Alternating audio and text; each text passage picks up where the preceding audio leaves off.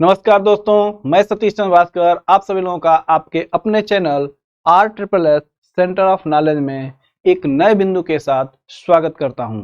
आज का जो बिंदु है वह है भारत का भूगोल और उसकी एक मुख्य बिंदु आता है भारत की अवस्थिति एवं विस्तार, location and extent of India.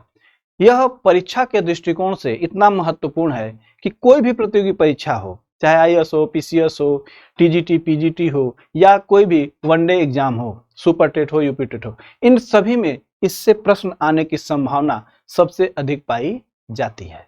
तो इसकी महत्ता को देखते हुए आज हम लोग इसकी शुरुआत करते हैं और यह इतना इम्पोर्टेंट बिंदु है कि इससे प्रश्न जरूर आएंगे, इसलिए आप इसको बहुत सावधानी से समझने का, सुनने का प्रयास करिएगा और नोट्स जरूर बनाइएगा। तो आइए हम लोग शुरुआत करते हैं भारत की स्थिति एवं विस्तार। यहाँ पे जो आज का बिंदु है वो है भारत की अवस्थिति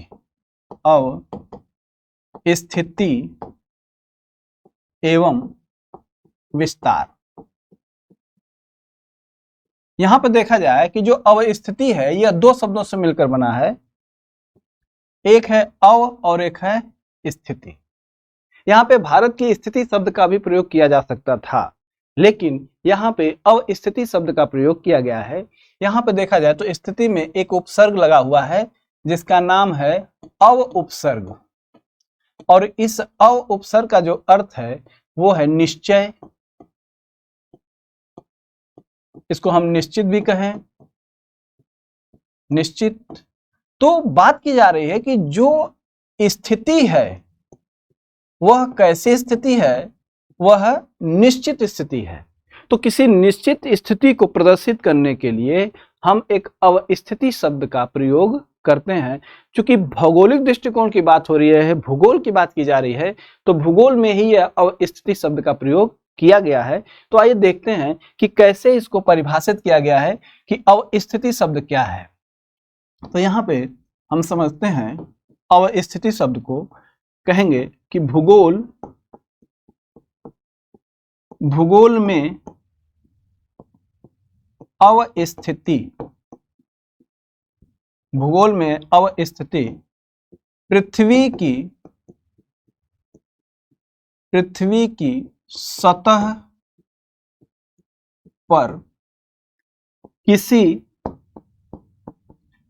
सतह पर किसी वस्तु अथवा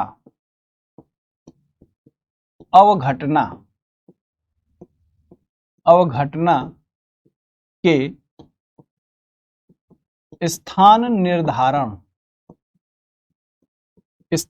निर्धारण की अधिक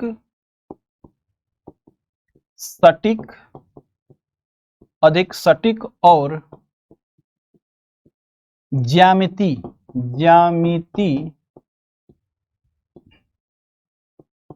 विधि है। यहाँ पे जो अवस्थिति को परिभाषित किया गया है, यहाँ पे लिखा गया है कि भूगोल में अवस्थिति पृथ्वी की सतह, यहाँ पे देखा जाए तो लिखा है पृथ्वी की सतह पर किसी वस्तु अथवा घटना के स्थान निर्धारण की अधिक सटीक, जहां पे सटीक शब्द दिया जाए, और किस विधि के माध्यम से, तो वो है ज्यामिति विधि के माध्यम से बात की जा रही है। जैसे अगर हमसे कोई कहे कि इलाहाबाद उत्तर प्रदेश में है, लेकिन एक शब्द और बोला जाए कि इलाहाबाद गंगा यमुना नदी के संगम के पास में है, या संगम में है, या संगम के यहाँ है, तो ये थोड़ा और सटीक हो जाता है। तो ये जो सटीकता की बात की जा रही है, तो वो भी किसके माध्यम से, ज्यामिति विधि के माध्यम से। तो ज्यामिति विधि का अर्थ है कि यहाँ पे हम ज्यामिति के माध्यम से, तो ज्यामिति का प्रयोग कब करते हैं, तो ज्यामिति का प्रयोग यहाँ पे हम अक्षांश व देशांतर के माध्यम से करते हैं। तो अक्षांश व देशांतर के माध्यम से किसी स्थिति का सटीक स्थान का निर्धारण करना ही अवस्थिति कहलाता है, जो कि प्लेस से अलग है। तो यहाँ पे हम लोगों ने देखा प्लेस का अर्थ स्थान होता है और अवस्थिति का जो अर्थ है वो है आपका लोकेशन से लिया जाता है, जो कि एक सटीकता की बात करता है, लेकिन जो आपका स्थान है वो सटीकता की बात नहीं करता है। तो आइए हम लोग इस बिंदु को आगे बढ़ाते हैं और हम लोग भारत की अवस्थिति के बारे में देखते हैं। तो भारत की जो अवस्थिति है उसका हम अध्ययन 4 भागों में बांटकर मुख्य रूप से करेंगे। तो जो अवस्थिति होगी भारत की अवस्थिति और विस्तार की जो बात की जा रही है, इसे हम लोग मुख्य रूप से 4 भागों में बांटकर अध्ययन करने का प्रयास करेंगे, जिसमें जो पहला होगा वो होगा भारत की भौगोलिक यानी कि जियोग्राफिकल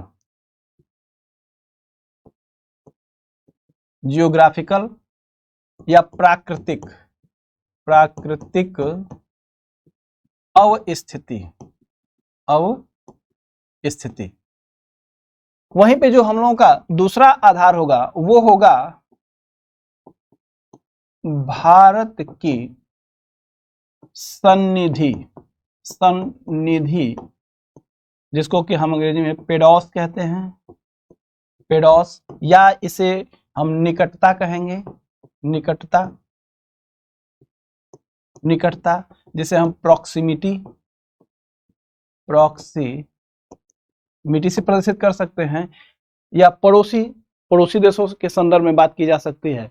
तो यहाँ पे हम निकटता के दृष्टिकोण से अवस्थिति की बात करेंगे। वहीं पे जो हम लोगों का अगला बिंदु होगा भारत की अवस्थिति को समझने का, वो होगा भारत की सामरिक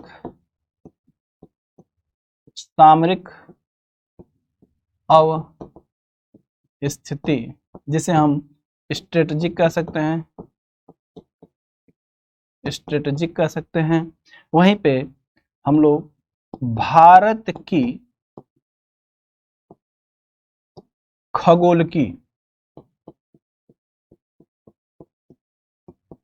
खगोलीय, जैसे कि हम एस्ट्रोनॉमिकल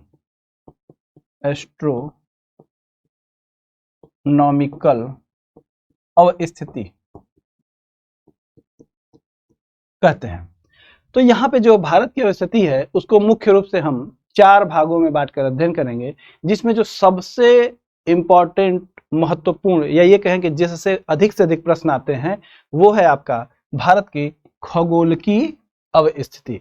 और इनसे भी प्रश्न आते हैं, लेकिन इनसे प्रश्न थोड़ा मेंस में, जैसे ISPCS हुआ तो उसमें मेंस होता है, यहाँ से लिखने को मिलते हैं, लेकिन इससे आपके फैक्ट भी बनते हैं और कॉन्सेप्ट भी बनते हैं। तो आइए हम लोग शुरुआत करते हैं भारत की भौगोलिक या प्राकृतिक अवस्थिति। आइए देखते हैं, जो आपका पॉइंट है वो है आपका भारत की भौगोलिक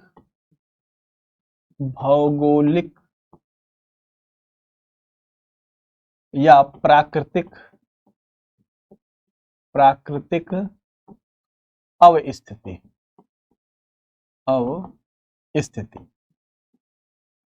इसे देखा जाए भौगोलिक दृष्टिकोण से तो इसे पूरे ग्लोब के संदर्भ में समझने का प्रयास करें तो हम एक ग्लोब यानी कि मैप बनाने का प्रयास करते हैं।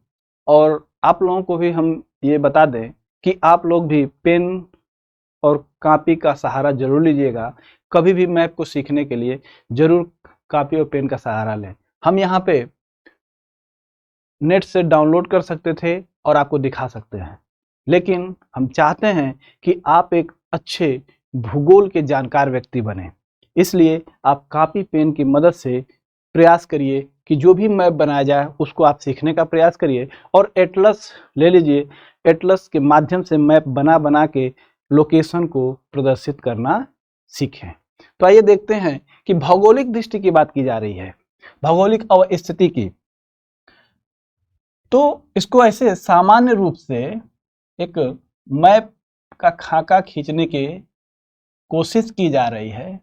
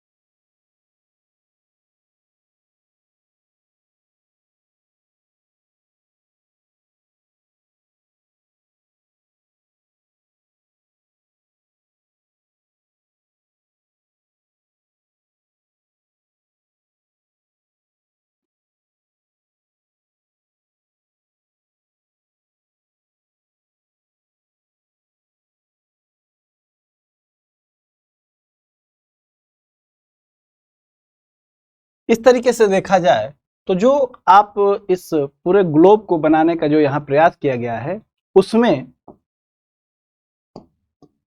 ये जो आपका हिस्सा है ये है यूरोप, ये आपका एशिया और ये अफ्रीका महाद्वीप है, अफ्रीका। वहीं पे ये ऑस्ट्रेलिया, यहाँ पे आपका अंटार्कटिका और यहाँ आपका अंटार्कटिक महासागर हो जाएगा। अंटार्कटिक महासागर और ये है आपका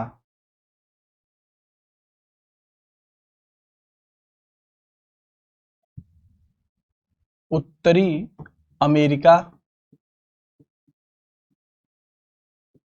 वहीं पे ये आपका दक्षिणी अमेरिका। यहां पे अगर हम देखें कि जो ये आपके भारत है,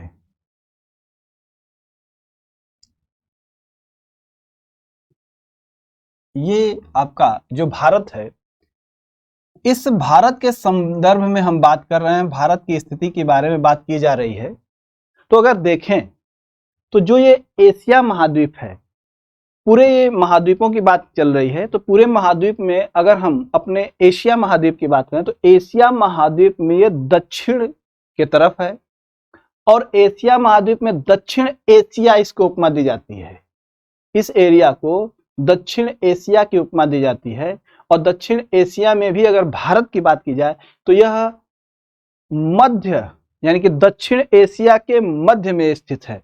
तो हम यहाँ पे इसकी एक सामान्य से अवस्थिति यानी लोकेशन की बात करें तो जो भारत है वह दक्षिण एशिया में मध्य में स्थित है, यही कहें कि दक्षिण एशिया के मध्य में स्थित है।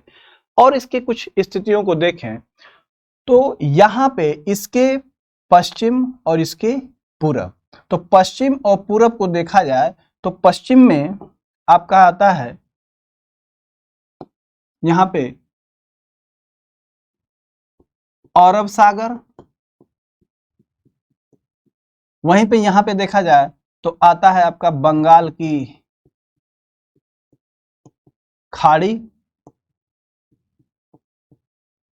और ये है आपका हिंद महासागर, हिंद महासागर।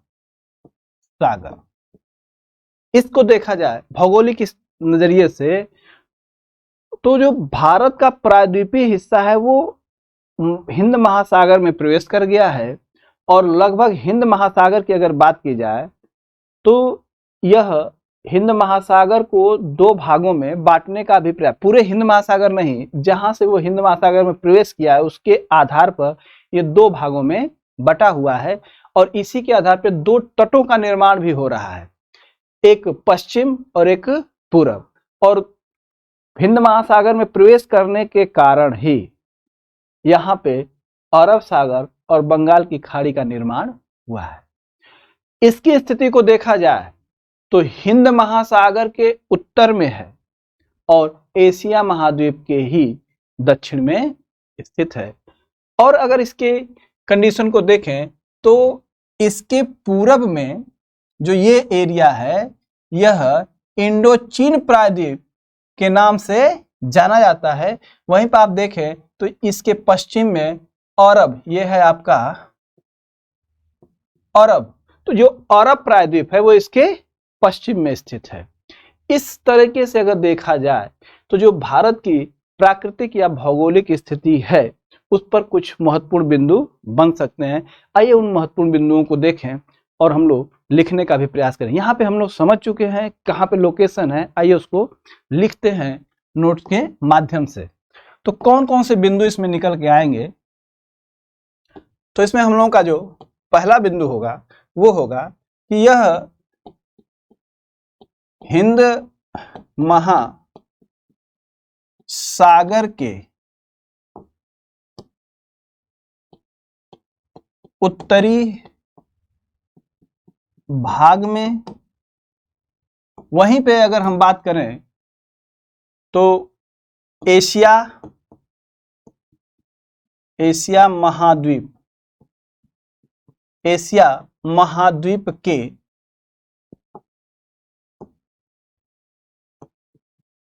दक्षिणी भाग में अवस्थित है। वहीं पे उसके प्रायद्वीपीय हिस्से की बात की जाए तो जो उसका प्रायद्वीपीय हिस्सा है वो हिंद महासागर में प्रवेश कर गया है, तो उसको कैसे लिखेंगे, तो कहेंगे कि भारतीय प्रायद्वीपीय भाग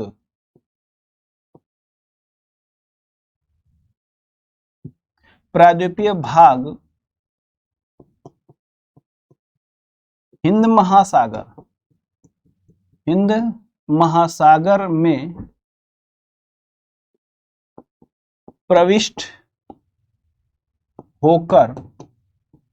प्रविष्ट होकर इसे दो जलीय क्षेत्रों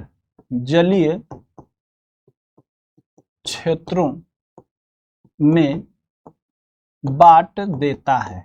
भारत का प्रायद्वीपीय हिस्सा हिंद महासागर में प्रवेश करके दो जलीय क्षेत्रों में बांट देता है।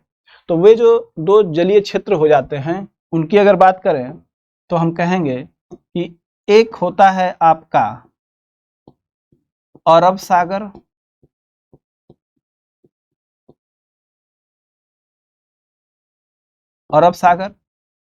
जैसे कि ये प्रायद्वीपीय हिस्सा आ रहा है तो इधर का हिस्सा अरब सागर हो जाएगा, और इधर है आपका बंगाल की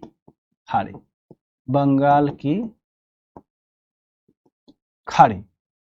अब इस दो जलीय क्षेत्रों के कारण यहाँ पे हम लोग नोट्स बनाएंगे, लिखेंगे, समझेंगे कि दो जलीय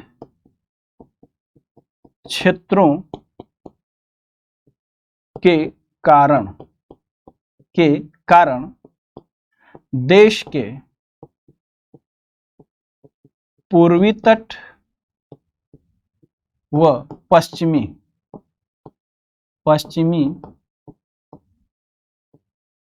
तट का निर्माण हो गया, हुआ। वहीं पे अगर हम देखें तो इसके पूरब में क्या था,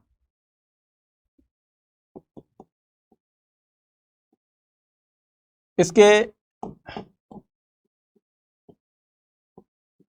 पूरब में इंडो चीन प्रायद्वीप, वहीं पे इसके पश्चिम में अरब प्रायद्वीप अवस्थित है। तो यहाँ पे हम लोगों ने ये सीखा कि जो भारत की भौगोलिक स्थिति है, वो भौगोलिक स्थिति के आधार पर भारत की अवस्थिति कैसी है। तो यहाँ पे अब हम लोग इस भौगोलिक स्थिति के आधार पर ये देखने का प्रयास करते हैं कि इस भौगोलिक स्थिति से भारत को क्या लाभ है। तो यहाँ पे एक बिंदु को देखते हैं, इसका लाभ।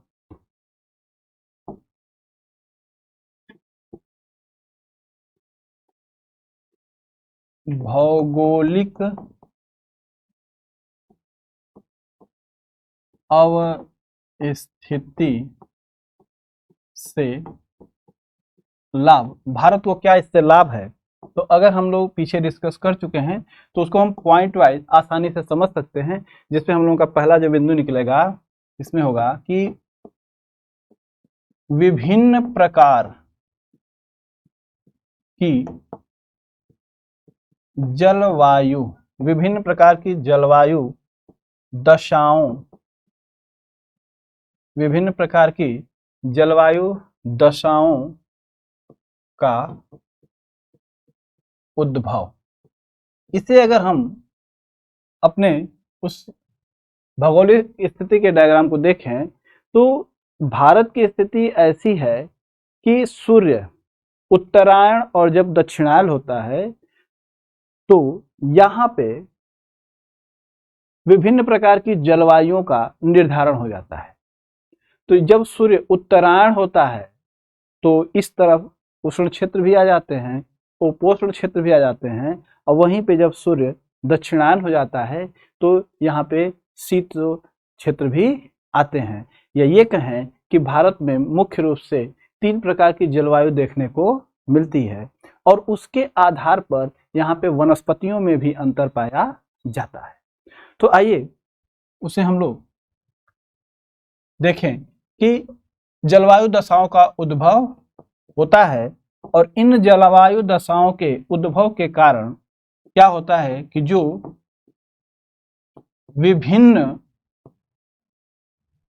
विभिन्न प्रकार की वनस्पति एवं जीव जंतुओं के विकास में सहायक है, यह इसके भौगोलिक स्थिति का योगदान है। वहीं पे अगर हम देखें एक बिंदु को, कहता है कि इसी कारण, किसके कारण, भौगोलिक स्थिति के कारण, इसी कारण देश में उष्ण, उपोष्ण और शीतोष्ण कटिबंधों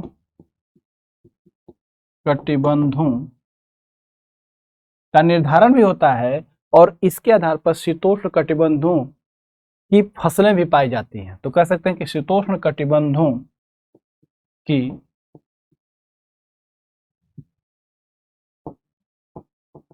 फसलें आसानी से उगाई जाती हैं।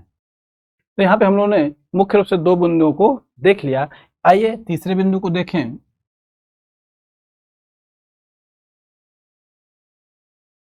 तीसरा जो बिंदु है वो है कि हिंद महासागर के शीर्ष पर, हिंद महासागर के शीर्ष पर होने से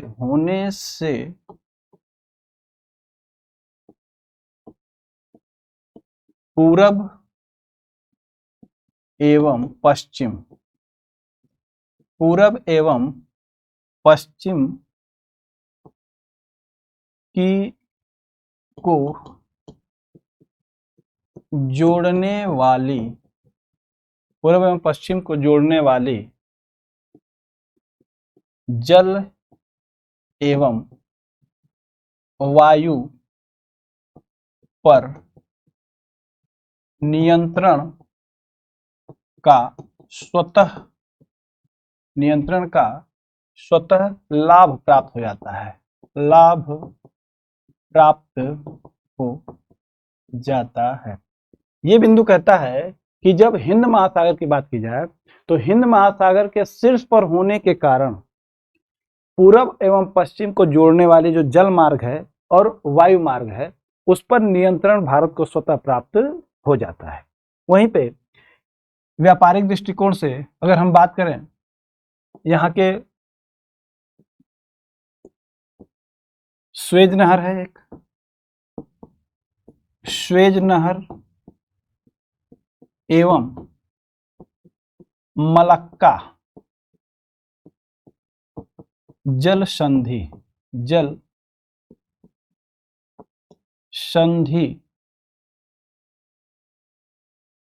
व्यस्ततम जल मार्ग है जिसका भारत से सीधा संबंध है। तो यहाँ पे हम लोग देखें कि स्वेज नहर और मलक्का जल संधि का व्यस्ततम जल मार्ग है जिसका भारत का सीधा संबंध है। वहीं पे देखा जाए कि जो यहाँ से देखा जाए तो ये स्वेज नहर और मलक्का जल संधि से इधर के पूरब के देशों से के साथ और इधर पश्चिम के देशों के साथ इसका आसानी से संपर्क हो जाता है, जो कि व्यापारिक दृष्टिकोण से बहुत ही महत्वपूर्ण स्थान रखता है। तो यहाँ पे हम लोगों ने देखा कि भारत की जो भौगोलिक या प्राकृतिक स्थिति है वो कैसी है। आइए हम लोग देखते हैं भारत की सन्निधि स्थिति की बात करते हैं। तो जो सन्निधि स्थिति है उसको समझने का प्रयास करें। भारत की सन्निधि यानी पेडोस, जिसको कि हम पड़ोसी भी कह सकते हैं, तो भारत के जो पड़ोसी देशों की है तो वो कौन कौन से पड़ोसी देशों की स्थिति है, तो यहाँ पे कहेंगे कि निकटता, प्रॉक्सिमिटी या पड़ोसी की बात की जा रही है। हम पड़ोसी देशों की जब बात करेंगे तो हम जब अवस्थिति जो कि खगोलीय दृष्टिकोण से देखेंगे तो वहाँ पे काफी विस्तृत चर्चा करेंगे। यहाँ पे एक सामान्य से देखते हैं कि जो सन्निधि यानी निकटता है इनकी पड़ोसी देशों के साथ वो क्या है।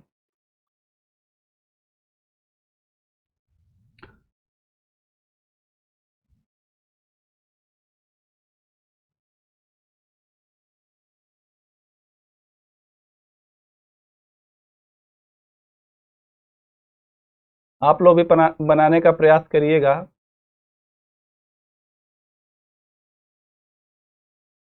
और मैंने जैसा कहा कि डायग्राम एक भूगोल के विद्यार्थी को बनाना आवश्यक है, क्योंकि भूगोल में जो चीजें मानचित्र पर नहीं आ सकती उससे भूगोल की विषय वस्तु कहने में संकोच होगा।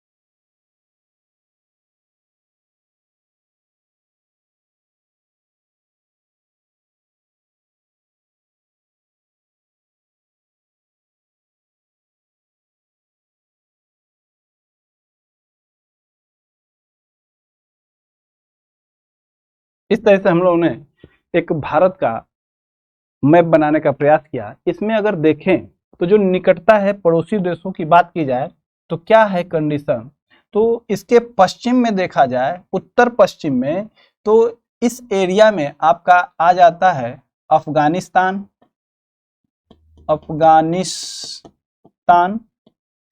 यही एरिया आपका पूरा पाकिस्तान। वहीं पे अगर देखा जाए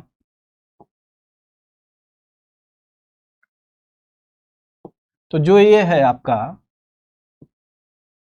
नेपाल,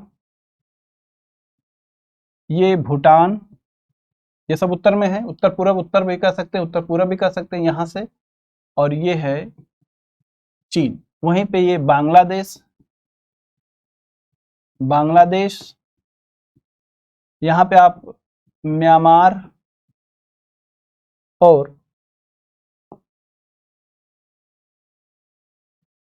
यहाँ पे आपका श्रीलंका हो जाएगा।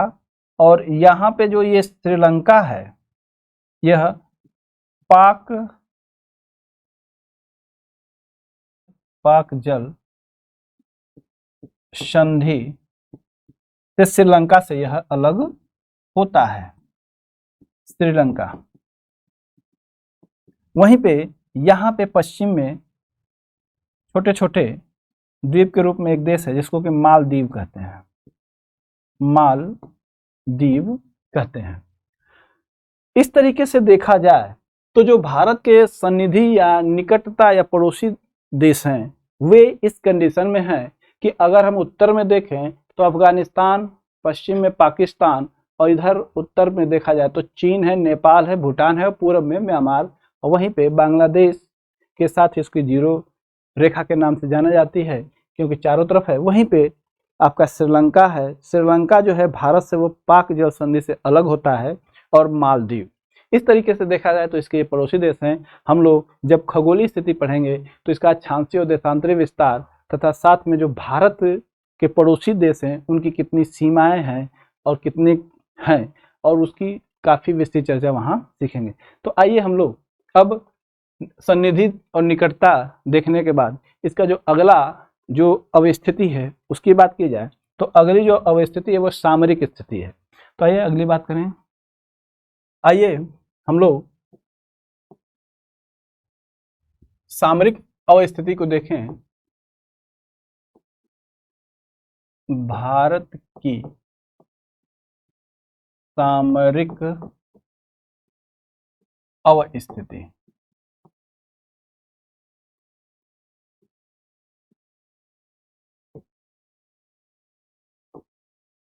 तो इसके लिए हम पहले उस ग्लोब को देखें या ये कहें कि मैप के माध्यम से समझने का प्रयास करें कि जो सामरिक स्थिति है या अवस्थिति वो कैसी है।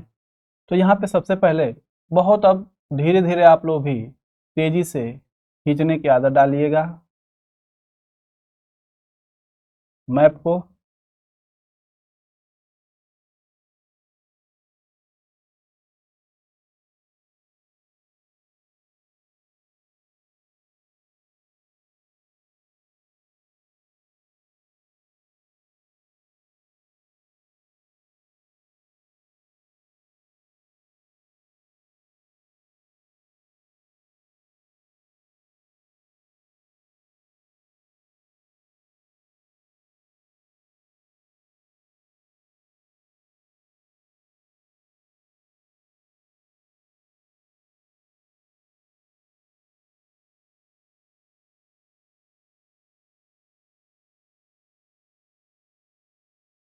इस तरीके से देखा जाए तो यहाँ पे जो आपका अफ्रीका है, अफ्रीका,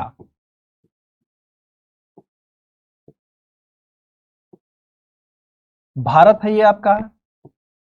तो भारत से यहां पे है आपका बंबई, बंबई, यहां है कोलकाता, कोलकाता। तो यहां से अगर देखा जाए सामरिक दृष्टिकोण से तो दक्षिण में हिंद महासागर के कारण इन्हें व्यापार की पूरी संभावना मिलती है, सस्ते यानी कि जल मार्ग के माध्यम से। वहीं पे परिवहन यानी कि वायु परिवहन भी आसानी से उपलब्ध हो जाता है, और दक्षिण में जल मार्ग होने की वजह से इन्हें सुरक्षा भी प्राप्त होती है। तो ये व्यापार के दृष्टिकोण से देखा जाए तो ये कितने सामरिक दृष्टिकोण से है, मजबूत हैं। तो यहाँ से इनको पश्चिम के देशों और पूरब के देशों से व्यापार करने में बहुत आसानी रहती है, या ये कहें कि व्यापारिक दृष्टिकोण से जो भारत की अवस्थिति है वो बहुत ही सरल व सुलभ है, तथा सुरक्षा के दृष्टिकोण से भी दक्षिण से यह बहुत ही अच्छी है। तो कैसे? तो यहाँ पे व्यापार के दृष्टिकोण से देखा जाए तो ये आपका अरब है, और यहाँ से इस तरीके से ये स्वेज नहर के माध्यम से, स्वेज नहर के माध्यम से यहाँ से ये यूरोप को आसानी से, यूरोप, तो जो स्वेज नहर है इससे यूरोप व उत्तरी अमेरिका को यह नजदीक ला दिया है भारत के। वहीं पे देखा जाए यहाँ पे एक स्थान है जिसका नाम है मोम्बासा। तो यहाँ से आसानी से मोम्बासा आया जा सकता है जलमार्ग से। वहीं पे यहाँ पे है यहाँ पे Durban, Cape Town, Cape Town आपका ये ऑस्ट्रेलिया है। ऑस्ट्रेलिया में यहाँ पे है आपका पर्थ, सिडनी, सिडनी।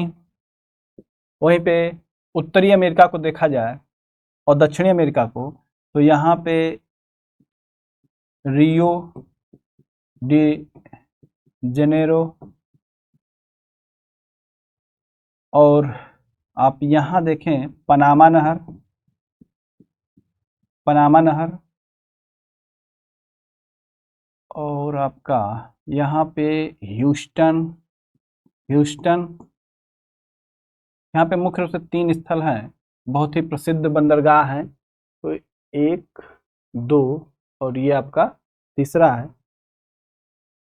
यहाँ पे हम देखेंगे ये है मॉन्ट्रियल, मॉन्ट्रियल। यहाँ पे ये है आपका न्यूयॉर्क, और ये है आपका वाशिंगटन,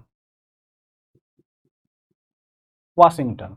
यहाँ पे देखा जाए तो व्यापारिक दृष्टिकोण से यहाँ से आप मलक्का जल संधि से, इधर भी आपके पूरब के देशों से, और यहाँ से आप सीधे आप पर्थ यानी कि ऑस्ट्रेलिया से भी व्यापारिक संपर्क हो सकते हैं, और पर्थ से आप सिडनी भी जा सकते हैं आसानी से व्यापार के दृष्टिकोण से। तो यहाँ पे देखा गया तो जो भारत है उसकी सामरिक स्थिति इतनी मजबूत है कि भौगोलिक दृष्टिकोण से यह इस अवस्था में है या इस स्थिति में है कि इसको विश्व के समस्त देशों से व्यापार करने और इसकी सुरक्षा में काफी भूमिका यह भौगोलिक स्थिति निभाती है। तो आइए कुछ महत्वपूर्ण बिंदुओं को देखें कि क्या है।